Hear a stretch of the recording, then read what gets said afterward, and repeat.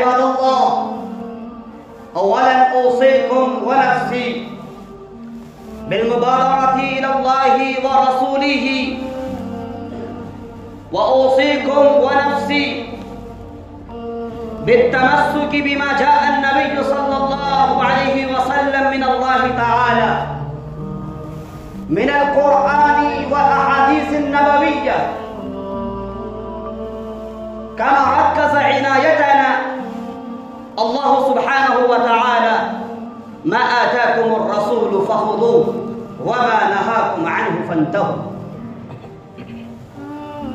أيها المسلمون، إن الله سبحانه وتعالى فوض إلينا مسؤولية هامة وواجبة مهمة، وهي الدعوة إلى الله تعالى، وهي إخراج الذين يعبدون عباد الله، يعبدون العباد إلى عبادة الله وحده. ومن أجل ذلك إن الله سبحانه وتعالى بعث نبيه محمدا صلى الله عليه وسلم، وقام النبي صلى الله عليه وسلم بهذا العمل المهم. ولذلك أخرج الله سبحانه وتعالى إياكم أيها المسلمون، كما قال الله تعالى في القرآن الكريم: أعوذ بالله من الشيطان الرجيم: كنتم خير أمة أخرجت للناس تأمرون بالمعروف وتنهون عن المنكر وتؤمنون بالله. يا أيها العلماء الذين جالسون في هذا المسجد، ويا عباد الله، إن لديكم إلمام بالقرآن الكريم فعليكم أن تتدبروا في هذه الآية القرآنية الوجيزة أن الله سبحانه وتعالى قدم الأمر بالمعروف والنهي عن المنكر على الإيمان. رغم ذلك إن الله سبحانه وتعالى لا يقبل صلاة بدون الإيمان، ولا يقبل زكاة بدون الإيمان، ولا يقبل أي عبادة بدون الإيمان. لذلك إن الله سبحانه وتعالى أمر بالإيمان مرارا وتكرارا في القرآن الكريم: أعوذ بالله من الشيطان الرجيم، والعصر إن الإنسان لفي خسر إلا الذين آمنوا. إن الله سبحانه وتعالى قال أولا آمنوا ثم قال وعملوا الصالحات، وقال أيضا: ألف لام ميم ذلك الكتاب لا ريب فيه هدى للمتقين الذين يؤمنون بالغيب. إن الله سبحانه وتعالى قال أولا الذين يؤمنون بالغيب ثم قال ويقيمون الصلاة.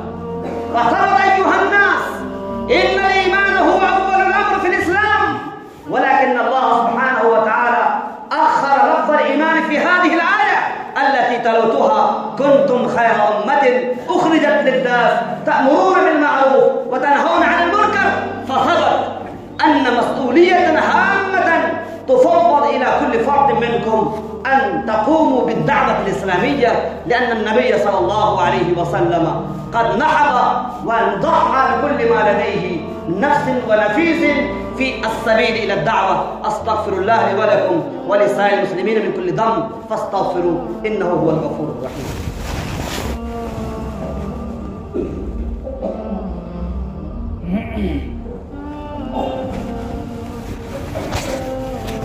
نحمده ونستعينه ونستغفره ونعوذ بالله من شرور أنفسنا ومن سيئات أعمالنا، ومن يهده الله فلا مضل له ومن يضلل فلا هادي له، ونشهد أن لا إله إلا الله، ونشهد أن سيدنا ومولانا محمدا عبده ورسوله الذي أرسله بالحق بشيرا ونذيرا وداعيا إلى الله بإذنه وسراجا منيرا. أما بعد، إن الله وملائكته يصلون على النبي، فيا أيها الذين آمنوا صلوا عليه وسلموا تسليما. اللهم صل على محمد وعلى آل محمد كما صليت على إبراهيم وعلى آل إبراهيم إنك حميد مجيد. اللهم بارك على محمد وعلى آل محمد كما باركت على إبراهيم وعلى آل إبراهيم إنك حميد مجيد. اللهم صل على محمد وعلى أصحابه الكرام، لا سيما على أبي بكر الصديق رضي الله تعالى عنه صاحب رسول الله في الغار، وعلى سيدنا عمر بن الخطاب رضي الله تعالى عنه قامع يصاص الكفار، وعلى سيدنا عثمان بن عفان رضي الله تعالى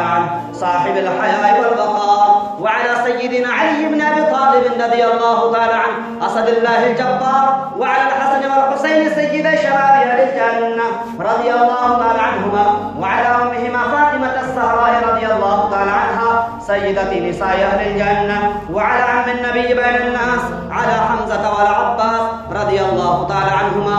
اللهم انصر من نصر دين محمد صلى الله عليه وسلم واجعلنا منهم، واخذل من خذل دين محمد صلى الله عليه وسلم ولا تجعلنا منهم.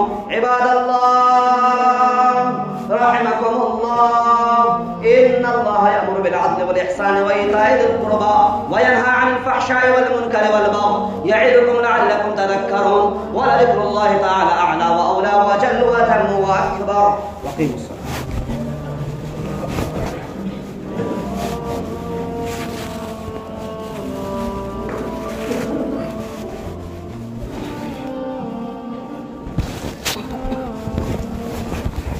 सफ़ेद दुरुस्त फरमा लें, अपने अपने मोबाइल भी बंद कर लें।